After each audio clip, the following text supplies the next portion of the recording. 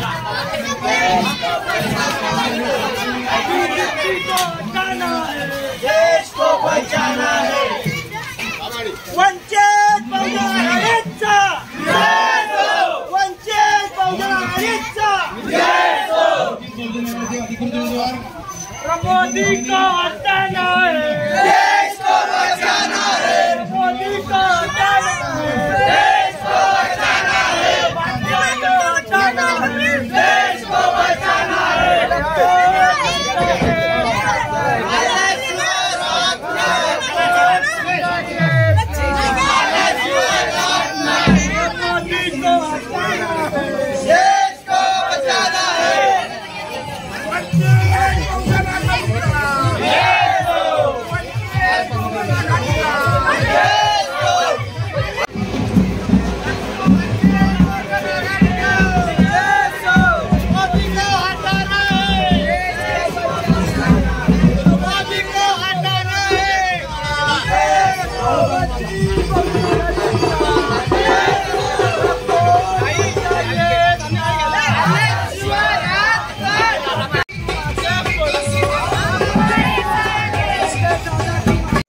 लेवा जगत यूट्यूब चॅनलमध्ये आपले स्वागत आहे। आपल्या परिसरातील ताज्या घडामोडी बघण्याकरता आमचे चॅनल सबस्क्राइब करा आणि आपल्या मोबाईलवर बघा ताज्या बातम्या व कमेंट करून प्रतिक्रिया जरूर कळवा। बघत रहा लेवा जगत। धन्यवाद।